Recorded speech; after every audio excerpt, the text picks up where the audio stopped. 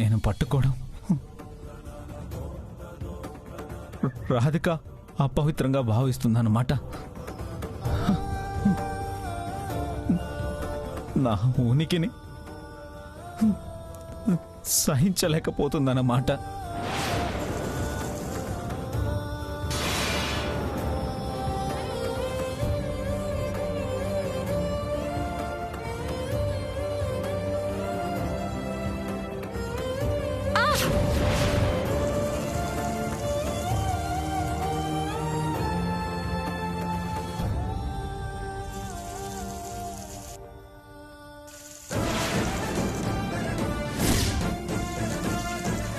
Radhika, Radhika!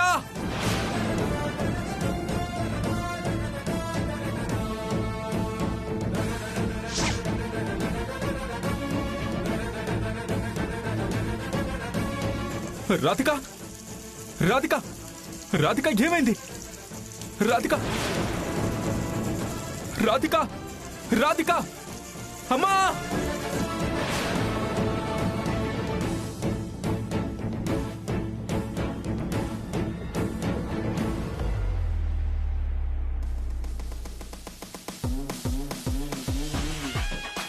Radhika, Radhika!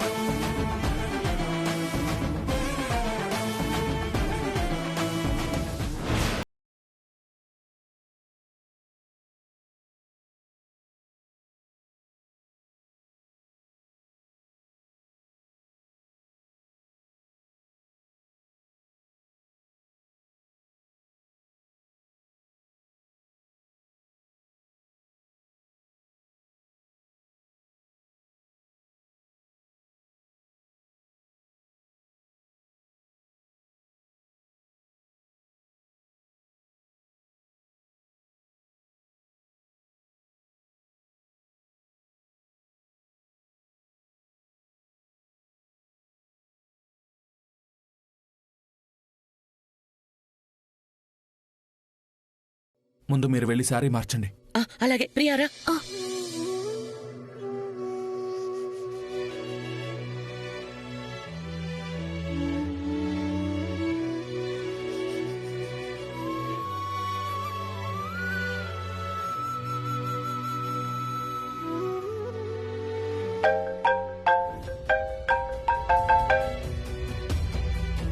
Hello hello doctor, నేను కైలాష్ని మాట్లాడుతున్నాను. కైలాష్, ఇప్పుడు రాధిక హెల్త్ కండిషన్ ఎలా ఉంది? అదే డాక్టర్, తన మీద నీళ్లు పడి స్పృహ తప్పింది. ఫీవర్ కూడా బాగా ఉన్నట్టుంది. మీరొక్కసారి ఏమన్నా రాగలరా? అవసరం లేదు మిస్టర్.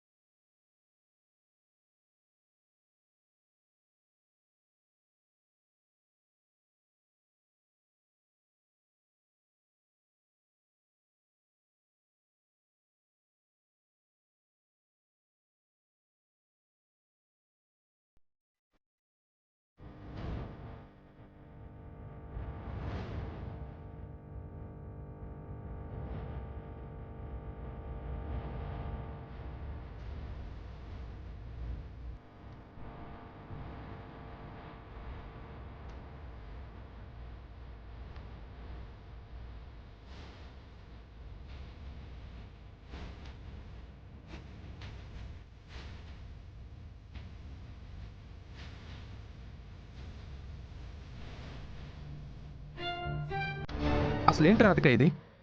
ఎందుకు ఇలా చేసావు? మంచి కోసం మొండిగా ఉండొచ్చు, కానీ చెడు అని తెలిసి కూడా ఇలా మూర్ఖంగా ప్రవర్తించకూడదు. చేతికి బొబ్బలొచ్చినా కూడా వ్రతం చెడకూడదని పూజ చేశావు. అది బాగానే ఉంది. డాక్టర్ రెస్ట్ తీసుకోమని చెప్పినా కూడా పూర్తిగా ఫీవర్ తగ్గకుండా ఎందుకు బయటకు వెళ్ళినట్టు?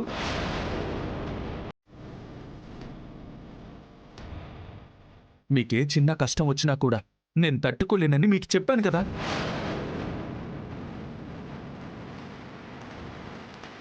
మీకేదైనా అయితే నేను బాధపడతానని మీకు తెలుసు కదా. అయినా ఎండలో వెళ్ళడం అవసరమా?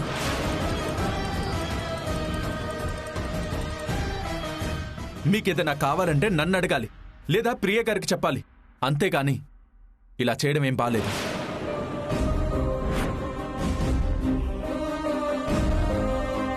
నన్ను క్షమించండి కైలాష్ గారు.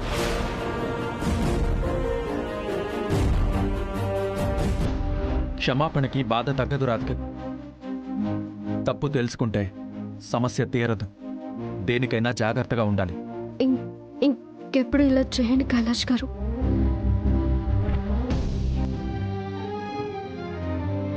జహాపనా, మీలో శాంతం చూపించే బుద్ధ భగవానుడే ఉన్నాడనుకున్నాను.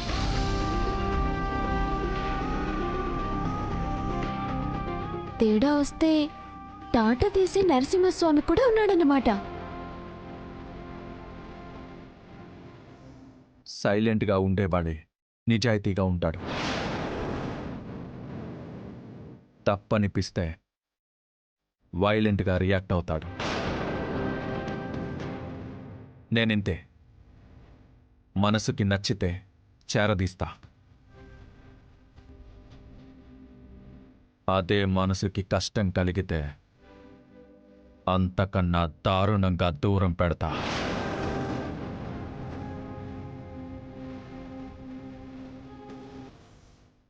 రాధిక,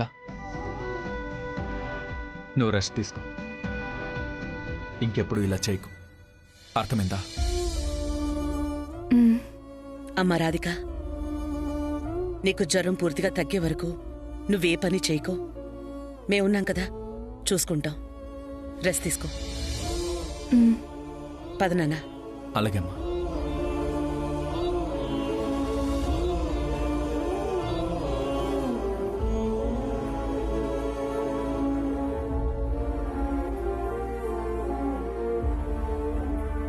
మీకోసం మీరు చేసుకోవడంలో ఏముంటుంది?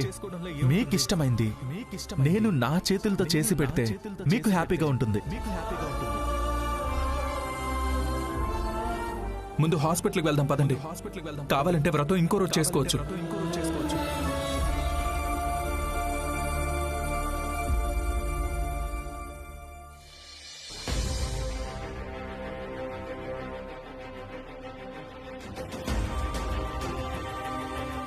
నా గుండెల్లో నీకు సింహాసనం వేసి నిన్ను మహారాణిలా చూసుకుంటాను. పదం పద.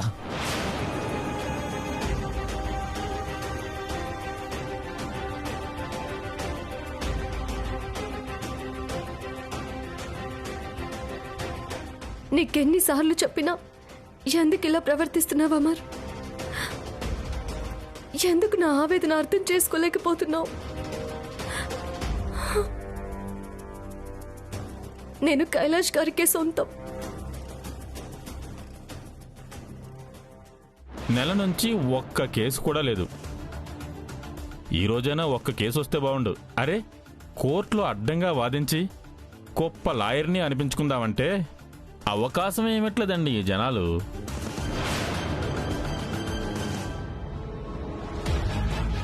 వచ్చారా? మీకోసం ఎదురు చూస్తున్నా. రండి రండి. నా కోసం ఎదురు చూస్తున్నారా? నేను వస్తానని మీకు ముందే తెలుసా?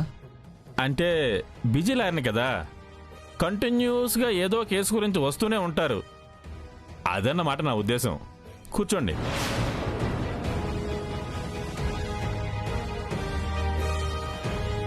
చెప్పండి, ఏ కేసు వాదించాలి? మర్డరా? అటెంప్ట్ టు మర్డరా? భూమి వివాదమా? ఏదైనా సరే దడదలాడించేస్తా. విడాకులు ఇప్పించాలి. సివిలా? సెక్షన్ ఏదైనా సరే మనం వాదించామంటే ఇక అంతే. పేరు చెప్పండి. అమర్. పిల్ల ఎంతకాలం అయింది? 1 నెల రోజులైంది. నెలకే విడాకులు ఎలా వస్తాయి? మరెప్పుడొస్తాయి? పిల్లయ్యాక మినిమం సంవత్సరం గడిస్తేనే విడాకులు ఇస్తారు. ఈలోపు కుదరదా? సెక్షన్స్ ఒప్పుకోవయ్యా. 6 నెలలు కాపురం చేశాక ముందు కౌన్సిలింగ్కి పిలుస్తారు.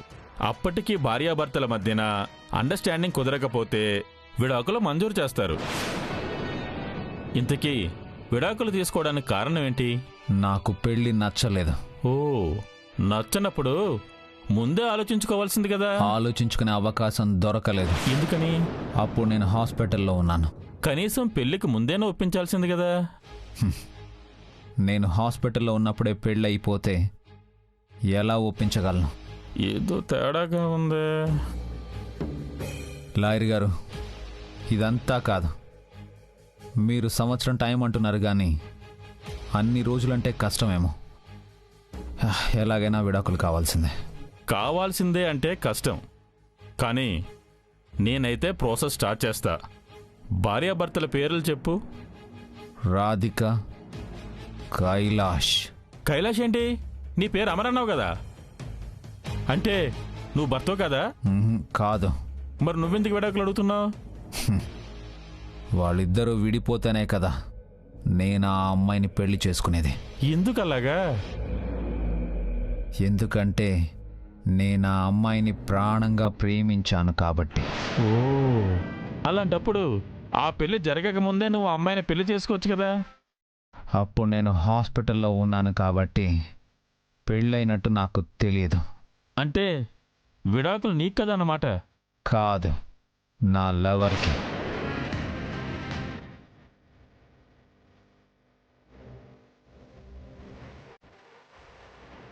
ఎక్కువగా బీపీ టాబ్లెట్స్ వేసుకోవడం అంత మంచిది కాదు.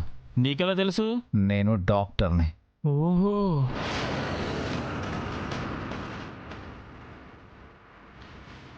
ఎలాగైనా వాళ్ళకు విడాకులు ఇప్పించండి. అలాగే మీకేదైనా హెల్త్ ప్రాబ్లం వస్తే నా దగ్గరికి రండి. అలాగే.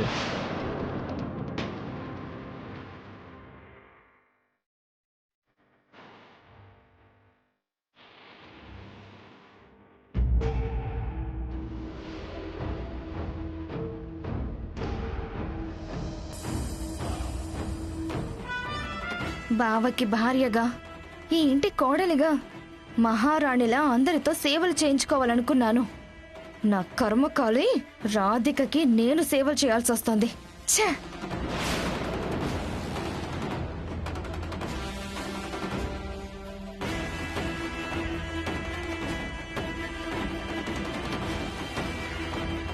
దీనికి నేను కాఫీ పట్టుకురావడమే ఎక్కువ అనుకుంటే నిద్రలేపి మరీ ఇవ్వాలా? నేనివ్వను.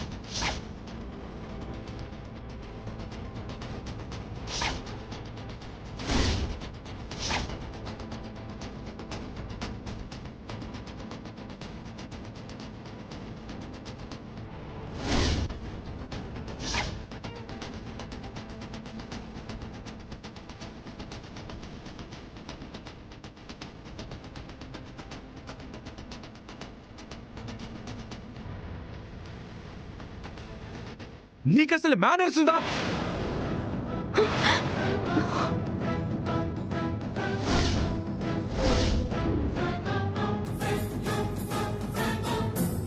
ఎందుకు ప్రతిసారి ఇలా బుద్ధి లేని పని చేసి నాకు కోపం తెప్పిస్తావు? సారీ బావా. బొమ్మ బాగుందని పట్టుకున్నాను. ఇంతలోనే చెయ్యి జారిపోయింది. ఈ బొమ్మ నాకెంత విలువైందో తెలుసా? మా పెళ్ళయ్యాక నా భార్యకి నేనిచ్చిన మొదటి గిఫ్ట్ ఇది.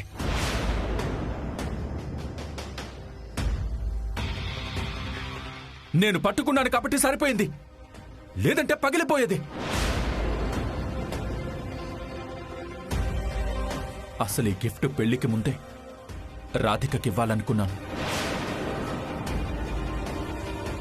కానీ ఒక వ్యక్తి ఆ బొమ్మని నా దగ్గర నుంచి తీసుకెళ్లిపోవడం వల్ల చాలా కష్టపడి ఇంకో బొమ్మ తెప్పించి ఇచ్చాను.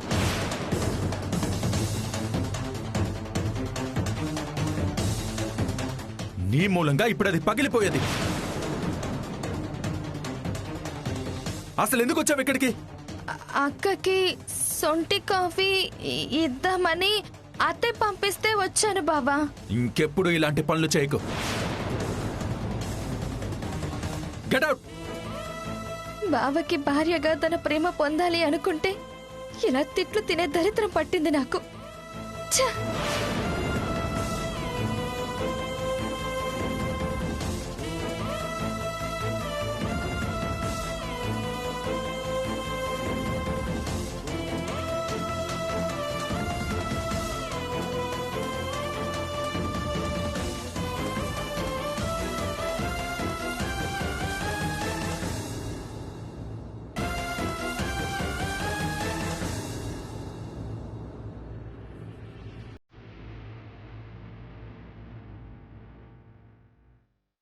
తీసుకోండి.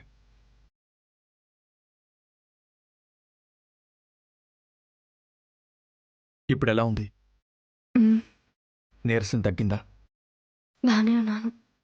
కాఫీ తాగండి.